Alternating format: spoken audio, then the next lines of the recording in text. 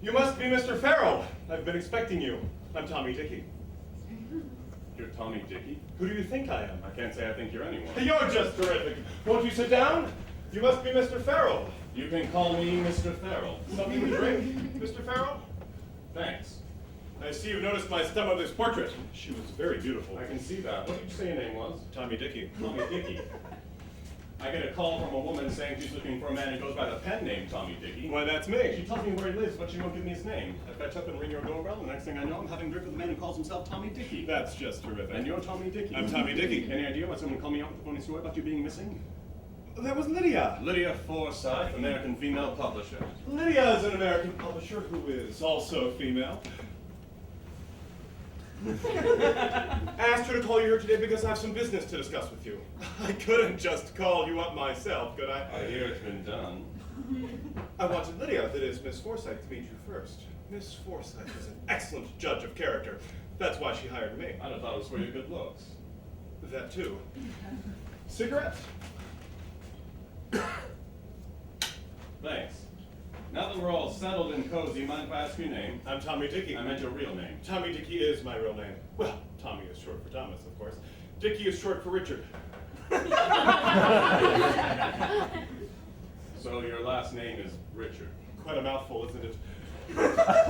My great-great-grandfather settled here from Great Britain and Americanized the name. What kind of a name is Farrell, Mr. Farrell? It's uniquely American. Is that so? It's also a common Irish name. I've heard that. I'm Ben Farrell and you're Tommy Dickie. Quite right. And your pseudonym is? Tommy Dickie. I feel that we're beating around the bush, Mr. Farrell. I called you here today because I have a business proposition for you. I'm listening. Mr. Farrell, I'd like to pay you $500. I'm flattered, but why? My stepmother, Mona, my late father's second wife, was recently passed away under circumstances that were less than flattering. We were close, Mona and I.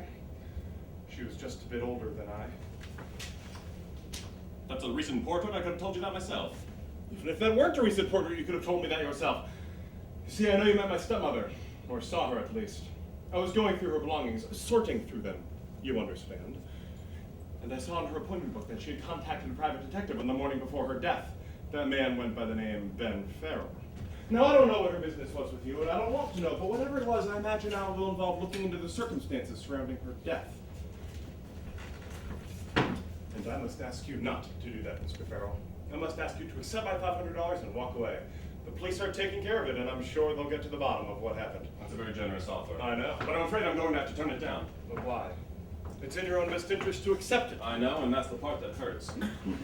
But your stepmother hired me to do something for her, and I need to honor our contract. That means finding out who killed her and why. My stepmother hired you to find her killer. No. But that's what you're going to do. Yes. Because you always do a job you're hired for. Because I always do a job if I'm hired to do one. You're very devoted to your work, Mr. Farrell. I hate my work. I'd rather die than stop doing it. So you won't walk away and leave my stepmother's case to the police? I'm afraid I can't do that. Surely you believe in my right to privacy. If I did, Mr. I'd be Farrell. out of a job. Let me put it another way. I just want to be left alone to grieve. First, my own father passes on, and now, surely I have a right to be left alone. It's my right as an American playboy, isn't it? That may be, but I'm afraid I can't help you. I just don't want a scandal, Mr. Farrell. Whatever my stepmother was involved in, I don't want it written up in all the papers. Pitiful what scandal mongers average people can be. Bourgeoisie bores me stupid. Of course, I've only the greatest respect for their values. You see, all I want is to be average, but with a great deal of money. I don't see, and I can't do what you want. No, I don't imagine you can. You don't seem average, Mr. Farrell. It's rather captivating. Thanks. What would you say if I told you I wanted you to work for me? I'd ask you what kind of a job it was. Well, you do your research, don't you? That's just terrific. It's a missing person I'm after, my wife. You want me to find her? That's right. All of a sudden, you don't seem too worried about getting me off your stepmother's case. Guess I've gotten used to the idea. Really? I guess something a little different. I guess you don't care if I'm on your stepmother's case, and you never did. The whole thing was a setup. You tried to buy me off your stepmother's case to see if I would sell out a client. Now you see I won't, and you're ready to hire me for yourself. You're a clever man. Not bad yourself. You flatter me, Mr. Farrell. So you'll accept my case? 2 Dickie cases for 1 man. Looks like it's going to be a family affair. All the best affairs are. About my fee. Ah, that's right. You'll need to be paid. I work for $25 a day plus expenses.